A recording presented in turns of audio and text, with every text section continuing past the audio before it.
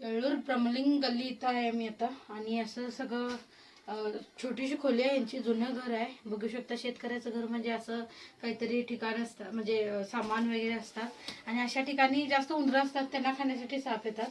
आता या फळीच्या मागे साप दिसलाय.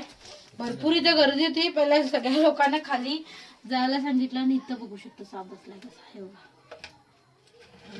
आणि तो उंदीर खाऊनच बसलाय. नाग आहे मित्रांनो. बघू शकता कसं करायलाय. असं त्याला पकडलंय मी. चला खाली आपण जाऊया.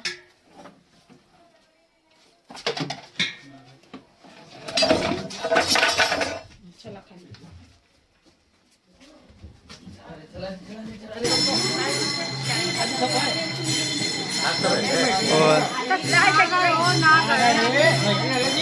नाग आहे अंदाजे 4 वर्षाचा असणार. इथं आवाज येणार नाही. बाजूला मंदिर आहे आणि त्याला काहीतरी खाल्लंय त्यामुळे पटना पॅक करूया. कारण ते जे खाल्लंय त्यांना ते उलटी करायला नको. मेहनतीला त्याला बघ खाल्लाय खाल्लाय आणि नाग आहे. सगळी लोक दामन म्हणालेत कारण यानं फणा काढलेला नाही. कधी कधी नाग फणा सुद्धा काढत नाही. अशी सापाच्या स्वभावावरती डिपेंड आहे. पण हा नाग आहे मित्रांनो. इथं बघू शकता त्याचा जे स्पेक्टॅकल आहे आकडा आहे तो आहे.